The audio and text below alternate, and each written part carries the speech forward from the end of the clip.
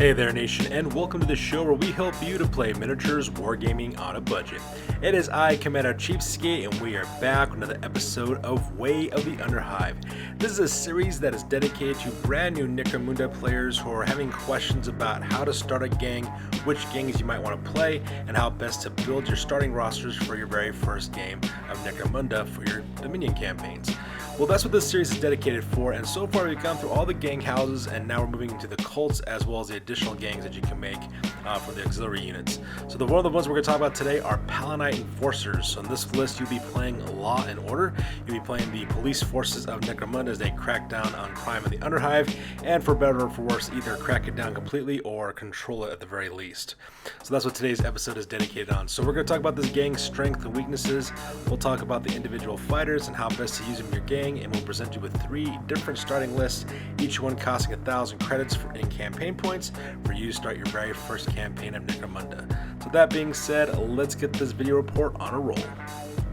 Alright, so let's talk about the strengths of playing a Palanite Enforcers gang. So first of all, you have excellent weapon choices and equipment. You also have powerful Enforcer bolt guns, you have combat shotguns with template and blast template weapons, you have excellent armor, and automatically each of your members of your gang automatically come armed with a stub gun just right off the bat. So because of that, you have a lot going on in terms of the equipment that your starting fighters always carry on them. At the same time, if you manage to lose a fighter because they get killed either through critical injury or from memorable death, it's not a problem. You actually don't have to spend any points in order to recruit a brand new recruit. You automatically get a new one without having to pay any credits for that fighter. At the same time, you also have excellent skill choices at the same time with shooting, cunning, as well as Palanite drills, and they have a really powerful combination with all of those. Another strength about this gang is that it's also one of the cheapest gangs in order to field onto the battlefield if you're talking about terms of money. Usually you're going to have to buy one box set of enforcers or one box set of subjugator enforcers, and you're pretty much set for the entire campaign, which is nice. It's actually one of the cheapest gangs in order to field. At the same time, every single time you have to fight, if you're being attacked against during a takeover phase, for example, in a campaign, you get the best home turf advantage that you could possibly get for a defending battle. You get to set up the terrain in the Zone Mortalis terrain to your likings. You get locking doors, walls, all that stuff, and you also get home turf advantage with special rules as well, so you're always fighting defensively with a supreme advantage. So now that we're done talking about the strengths of the Palanite Enforcers, let's go ahead and talk about their weaknesses. Now, the Palanite Enforcers come with many strengths for their builds, but they also have some pretty significant weaknesses in their campaign game as well. So let's go and talk about those real quick. First of all, this gang has a very difficult time generating income. And the reason why is because in a campaign system with the Palanite Enforcers, yes, you can take over territory, but you receive no boons from that territory as it ends up happening. So that means income as well. You earn no additional reputation points, you don't earn any additional boons or any income from any territory that you capture. So because of that, equipping your gang with more fighters and with better equipment, it becomes a very slow growing process. Now there are some ways you can get around this, for example, by using the D6 times 10 credits for your Palanite house, which is basically your settlement, or by hiring bounty hunters or capturing enemy fighters. That can be kind of mitigated, but even then you're not going to be making as much money as quickly or as much as the other illegal gangs. At the same time, you also have some pretty limited campaign interactions going on as well. Like I said, taking over territories and getting boons and enhancements, stuff like that, is a large part of a lot of these campaign systems. Also at the same time, you can't take any alliances that we're aware of right now either. So you can't take any of the noble houses, you can't take any of the guild alliances either. At the same time, you can't take any criminal alliances. So because of that, it is kind of difficult for you to do certain things. You can pick up hanger-ons and some brutes like a normal gang, but at the same time though, it's very, very limited what you can and can't get. At the same time, you also have pretty expensive fighters, and their equipment's also very pricey as well. So because of that, you will always be outnumbered as a Palanite Enforcer gang, and potentially based on the way that the gangs are being equipped over the course of a campaign, you can actually be outgunned too, because the gangs get different weapons and equipment that you yourself cannot access. So keep that in mind before taking on a Palanite Enforcer gang. In fact, if this is your very first campaign, I would suggest not playing these guys because it's a little bit difficult to play them, but if you're up for a challenge or if you're an experienced player, by all means take them. So now that we're done talking about the strengths and weaknesses, let's talk about the individual fighters. Alright, so let's go and talk about the fighters that make up your gang. So first of all, we're going to talk about the Palanite Captain. This is the leader of your gang. This fighter costs you 140 credits. This character has 5-inch movement, 3+ weapon skill, 4+ ballistic skill. He's got 3 strength and toughness, 2 wounds, +4 for initiative, 2 attacks, 4 leadership, 6 cool, 5 willpower, and 6 intelligence. So let's just go and talk a little bit about this fighter, specifically what makes him so strong. At the same time, what are some things you can do with this fighter? Well, first of all, the Palanite Captain has excellent stats, and because of that, it works equally well in both shooting as well as close combat. So depending on how you want to equip your character, whether you want to be mainly a shooting support character or a close combat guy, that's really up to you. For me personally though, I think you want to dedicate this fighter for leadership support. And the reason why is because they got excellent psychological stats, and at the same time they have really good access to Palanite drills, which could be really important to help out the members of your gang as well.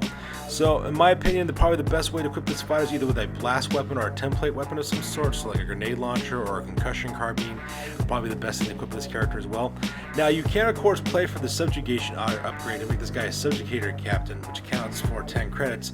And what you get instead is layered flak armor and armored undersuit, which then of course would also give you a better armor save and give you some weapon and better access to weapons. But you really don't need to. It's not really necessary for this character. If you want to, of course, by all means do so. But if you're just starting out looking at wasting money, I would skip the Subjugation upgrade. Alright, so up next we're talking about your champions. These are your Palanite Sergeants. These fighters cost 100 credits apiece. They have movement of 5, they have 4+ weapon skill and ballistic skill, 3 strength and toughness, 4+ initiative. They also have 1 attack base. They have leadership of 5, cool of 5, willpower of 6, cool of 6, and willpower of 6, as well as intelligence score of 7. So let's go and talk a little bit about these guys too, and talk about what their strengths and weaknesses and what makes them pretty good. First of all, your Palanite Sergeants are excellent support fighters, and they're perfect outfit for carrying out a variety of roles. You can either equip them with excellent special weapons, or at the same time you can kit them out for close combat, depending on how you want to run your gang, what kind of focus you want in your combat.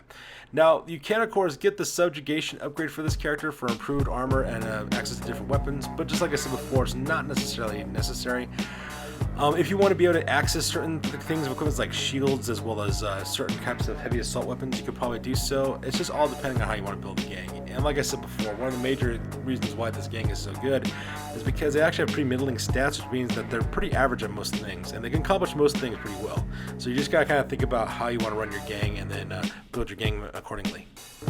So up next now are your Palanite Patrolmen. These are going to be your gangers for the Palanite Enforcers. These guys cost 70 credits. They have movement of 5, a 4+ weapon skill and ballistic skill. They have 3 strength, 3 toughness, 1 wound, 4+ for initiative, 1 attack, and then 7+ for leadership, cool, willpower, and intelligence. To be perfectly honest, these guys have pretty much the same kind of stats as House Orlok gunners do for the most part, which is actually kind of interesting for these guys. So let's go talk about them a little bit more. Like we said before, for the Palanite Patrolmen, they have an excellent generalist, so because of that, they can do shooting as well as combat equally well. Now, the Subjugation upgrade could be pretty good for these guys, and the reason why is because you get the improved armor and you do get the access to different weapons. But like I said before, if you don't want to run Subjugators in your gang right at the beginning, you could totally skip that upgrade. It's just that be aware that you can only get the Subjugation upgrade if you only recruit them at recruitment. So keep that in mind as you guys are building your gangs as well. And like I said before, it also kind of depends how you want to run your gang as well. You make these guys Subjugators with shields as well as blast template weapons or mauls is an excellent build. You could also run them as normal Enforcers with bolt guns as well as combat shotguns. It's really up to you how you want to run it at your gang, and these guys are versatile enough to get it done. Now, the last fighter we're going to talk about is what's called the Palanite Patrolman Rookie. This person costs 0 credits, and we'll talk about why here in a second. So this character's got 5-inch movement. They also got 5+ for weapon skill and ballistic skill, 3 strength, 3 toughness, 1 wound, 4+ initiative, 1 attack, and then they have 8s across the board for leadership, cool, willpower, as well as intelligence. So let's go and talk about these guys real quick and why we're actually talking about them. So these are excellent juvie level characters. Now the thing about these guys though, you can only take these fighters when your gang starts taking casualties later on down the line. Okay, so as your gang members get killed off, as your patrol members get killed off either through memorable deaths or critical injuries, and you lose them, the nice part is you don't have to pay for a brand new fighter. Okay, so these guys automatically come to play, which are your Palanite Patrolmen, and these are the only ways you can actually get these guys. Now the problem with these guys though is there's a couple things. One, you really can't take the Subjugation upgrade for these fighters when they come into, so because of that, when they do come in, just run them like regular patrolmen for the most part. So that's one of the things you want to think about as well. So even though they may be juvie level characters, they still get access to the combat shotguns as well as bolt guns, so it's something you just want to keep in mind when you're running these guys. Alright, so now that we're done talking about the strengths, weaknesses, and the fighters, let's go ahead and talk about our gang list. So this one's called the Cheapskate build. And the reason why I call this one the Cheapskate build is because it costs the least amount of money to buy. You either need to have the Dark Uprising starter box set, or you buy one box set of regular Palanite Enforcers. This gang will cost you 1,000 credits in your campaign to create it. It's an excellent starting list and will showcase pretty much what Palanite Enforcers have to offer in terms of the gang. The gang is also divided in between two squads, and each of these have a sergeant as well as a patrolman armed with a bolt gun and another patrolman armed with a shotgun. Now the captain, of course, can alternate between which of these squads he needs to, depending upon the situation. So they're pretty much operating like real police squads at this point. So if your first squad number 1 consists of Palanite Sergeant number 1, Patrolman number 1, and Patrolman number 2, while squad number 2 consists of Palanite Sergeant number 2, Patrolman number 3, as well as Patrolman number 4. And let's go ahead and talk about exactly what this gang consists of. So first of all, you got a Palanite Captain. He's going to cost you 200 credits. He's going to be armed with a shock baton as well as hardened flak armor. He's got a stub gun with dum-dum rounds as well as threat response skill. At the same time, your Palanite Sergeant number 1 is going to cost you 135 credits. He's got a concussion carbine with dum-dum rounds for his stub gun as well as fast shot, and Palanite Sergeant number 2 also costs 135 credits and equipped exactly the same way. Now, the reason why the Palanite Captain costs 200 credits, one of the things about this character, this guy is pretty much more of like a support fighter. Basically, he ends up having out squad number 1 or squad number 2 in order to do close combat attacks primarily. And the reason why is because this character's got a shock baton as well as additional stub guns. So he does have 2 stub guns, both equipped with double rounds, so you can do some pretty medium to close range shooting, and that threat responsibility to intervene and fight against opponents very easily. Now, your Palanite Sergeants, of course, they're more like your support guys. These guys will be firing off concussion grenades with their concussion carbines at the same time, using their dum-dum rounds for close combat, and you primarily use them for their fast shot ability so that way you can lay some covering fire as your patrols move through. Now, but the Palanite Patrolman number 1 and Palanite Patrolman number 3 are equipped exactly the same. Both of them will cost you 120 credits, and both of them will have Enforcer bolt guns. And the Patrolman number 2 and Patrolman number 4 are equipped pretty much equipped exactly the same. They both cost you 145 credits apiece. They're armed with Enforcer combat shotgun and smoke grenades. So your Palanite Patrolman armed with bolt guns, they're more like your long-range shooters, while your patrolman armed with the combat shotguns are more like your close assault guys. And this is pretty much the nice thing about this list, is you can take everything off of the original sprue that you bought and pretty much use it to equip your gang. So it's very, very cost effective as well. Now, the next build is what I like to call the standard build, just because this is what the build that most players will probably gonna start doing. They either have to do one of two things. Either you come with the starter box set for the Dark Uprising box set, or you buy one box set of Palanite Enforcers and one box of Subjugators. Now, either way you look at it, though, this game will cost you 1,000 points to create this, so let's go and talk real quick. So this is a good starting list that will showcase everything that Palanite Enforcers can do. Your gang is basically divided into 3 squads. Your squad number 1 consists of your Palanite Captain as well as Patrolman 1 and 2. Squad number 2 consists of Subjugator Sergeant number 1 and Patrolman number 3, and squad number 3 consists of Subjugator Sergeant number 2 as well as Patrolman number 4. And because they have this mirrored kind of equipment, it pretty much operates like a real life police squad, which is actually kind of nice. It's also one of the smallest of the gangs you start off with, and we'll talk about that here in a second with the points. So first of all, you have a Palanite Captain. This character is going to cost you 220 credits. This fighter has an Enforcer bolt gun as well as a shock stave, dum-dum rounds for their stun gun, and it's got the teamwork ability. And teamwork pretty much kind of activates like commanding presence. That's how it works. So this Palanite Captain can do everything. They can shoot long distances, they can fight in close combat, and pretty much this fighter will be kind of like leading his own little group of patrolmen who are also armed with a bolt gun as well as a carbine, and pretty much use that to kind of lay down some suppressive fire for your gang. Now, for your champions, you got 2 different champions, and they're both be equipped exactly the same. Both of them will cost you 165 credits. Both will have Subjugator pattern grenade launchers, dum-dum rounds for their stub guns, as well as fast shots. So these guys will be laying in the long-range shooting, firing off of those grenade launchers for the most part. And that's the reason why you're taking the Subjugator upgrade for these guys. They do get the +1 to the armor, and they also get access to their grenade launcher that they can use to great effect.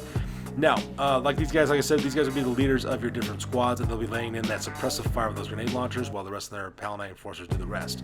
Now, for Palanite Enforcer number 1, that character's going to cost you 120 credits. That guy's armed with the Enforcer bolt gun. Palanite Patrolman number 2 is going to cost you 130 credits. That character's armed with an Enforcer shotgun.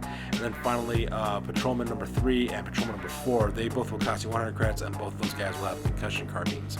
So because of that, you're going to have a lot of good shooting with your bolt guns, as well as close assault shooting with your Enforcer shotguns. At the same time, you'll be launching grenades all over the place, either fragmentation grenades from your Subjugation pattern grenade launchers, or normal concussion grenades from your Palanite Patrolmen. So this pretty much takes advantage of all those blast template weapons that you able to use. It's a pretty powerful list to start off with. Now the very last build is what I like to call the Subjugation build, and to build this list all you need is one box of Subjugator Enforcers, or of course the starting box set for Dark War Uprising. Now the credits for these guys will cost you 1,000 credits, and this build focuses primarily on close quarters battles for the most part, okay? So the shield provides your additional armor saves as well as acting as a weapon in close combat in combination with your stub guns. At the same time, you're using the restraint protocol special rule for these characters, and that way you have a better chance of capturing your enemy fighters, and then this in turn helps you hopefully be able to capture some fighters and generate additional income for your gang. So just like I said before, this one will also be divided into 3 squads as well. Squad number 1 will consist of your captain and patrolman number 1. Squad number 2 will consist of sergeant number 1 and patrolman number 2. And squad number 3 will consist of sergeant number 2 and patrolman number 3. And these guys are all pretty much equipped exactly the same, and so that's the reason why they're kind of paired up this way, so that way they can work in pairs and limit your targets. So the design of this build is to get up close and personal with your opponents, that way you can get within hand-to-hand combat range and short-range shooting, and pretty much terminate with extreme prejudice. So, first of all, we have the Subjugator Captain. This fighter's going to cost 240 credits. This fighter's armed with a Subjugator pattern grenade launcher. He's got a Vigilance pattern assault shield as well as restraint protocols. Now, Subjugator Sergeant number 1 is going to cost you 200 credits, same thing as Subjugator Sergeant number 2, and they're all equipped exactly the same as well. Subjugator pattern grenade launchers, Vigilance pattern assault shields, and restraint protocols. These guys are your main close combat fighters. They can also put some long-range shooting with their grenades, as well as putting some stun grenades that wear down your opponent. They have the Vigilance pattern assault shield for up armor save, as well as a close combat weapon in combination with their stub guns. At the same time, you can also put guys into restraint protocols to arrest them if you can. That way you can finish those guys off and then capture them easier, or basically put a crew to ground their opponents and take them out thusly. Now, all 3 of your Subjugator patrolmen after this, patrolman number 1, 2, and 3, all 3 will cost you 120 credits apiece, and all 3 are equipped exactly the same with the Vigilance assault pattern shields. So they have those shields for that up armor save. They're using their stub guns to shoot at medium to short distance, and using those shields and stub guns in tandem in close combat as well. And that pretty much makes up the Subjugation list. Alright you guys, so there you have it. This is pretty much my opinion and a unique look at the Palanite Enforcers, and starting off a brand new roster for these fighters for your next Dominion campaign of Necromunda. Like I said before, it's a very unique game with interesting campaign as well as gameplay mechanics with it as well. I would advise, however, if you're brand new to Necromunda, not to take these guys, just because there's a lot of rule changes and differences in rules for these guys that you might not be used to. So I would recommend this for more advanced players, but at the same time, like I said before, if you're brand new to this and you just wanted to do it because, you know, YOLO, then by all means go on and do so. And at the same time, as you are playing this game, by all means feel free to take the liberty to start quoting all the cheesy best one-liners from 1970s, 80s, 90s, and even current vigilante action films with renegade cops, like "Welcome to the Party, Pal" from Die Hard, or whatever, you know. "I am the law" from Judge Dredd. So, you know, you can play all those little quotes as you're playing the game, because why not? It's Necromunda, you can be ridiculous. It's perfectly allowable. In fact, it's also highly suggested that you do so. So that's going to do it for this one, you guys. As always, please feel free to like, comment, and or subscribe. Your guys' input is valuable to us as always. Check us out on Facebook, Instagram, as well as blogger.com for all the latest and greatest hobby news related to this channel. That's going to do it for this one, you guys. We'll catch you guys next one. Peace out and stay classy.